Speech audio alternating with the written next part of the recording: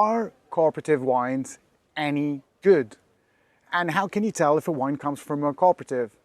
Hi, I'm Cyrus from Intervino, and today we're going to be talking about cooperative wine. There are different kinds of wine producers. You have independent growers, big and small.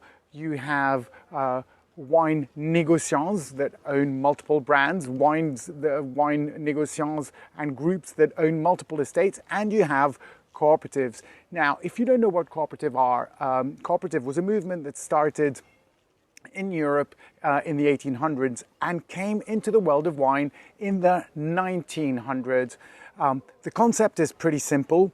You are part owner of a business for which you are a supplier. So in the world of wine, you own part of a cooperative, if you wish, and you're going to be supplying them with grapes. You are a supplier, a producer of grapes. So the concept is simple. You produce grapes, sell them to the cooperative who pays you for the grapes. They then make a wine from the grapes that you and other members produce. They go out and commercialize that wine, sell that wine, and you get a share of the profit if the cooperative makes a profit.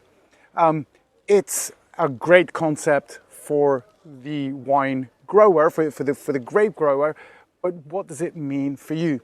Now, sadly, cooperatives have had a bad reputation for producing cheap and sometimes at best cheerful wines, but like with anything wine, do not make a generality, because the truth is you'd be making a mistake, because there are some great wines out there.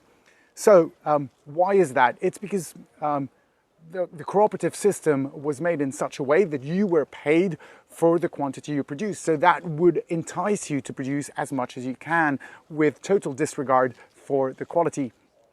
But in the 80s, in the late 80s, as wine consumption in Europe went down and quality of what we were drinking went up, those wines fell out of favor. And as a result, many of them went out of business. Others took that as an opportunity to produce good wine. They changed the model in which they paid the growers. So they would pay growers for the quality of the grapes they produced. And that means that some cooperatives started producing some really interesting wine, started having a focus on sustainability. So there are some great cooperative wines out there.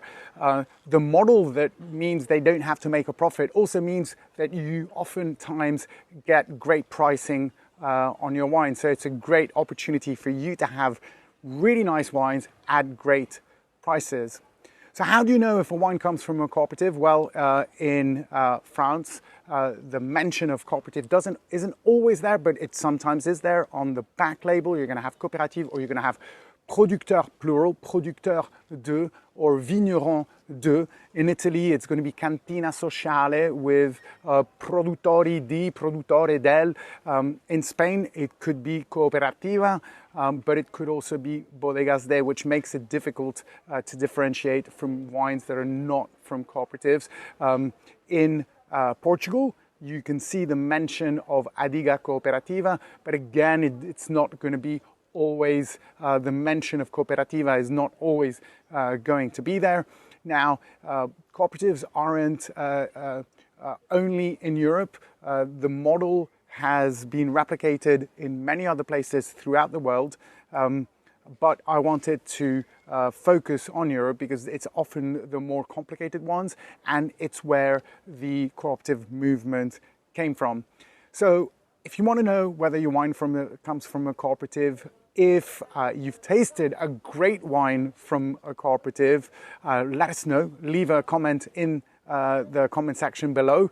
And if you have any questions on this or other subjects wine related, don't hesitate to leave a comment. I'd be more than happy to help out.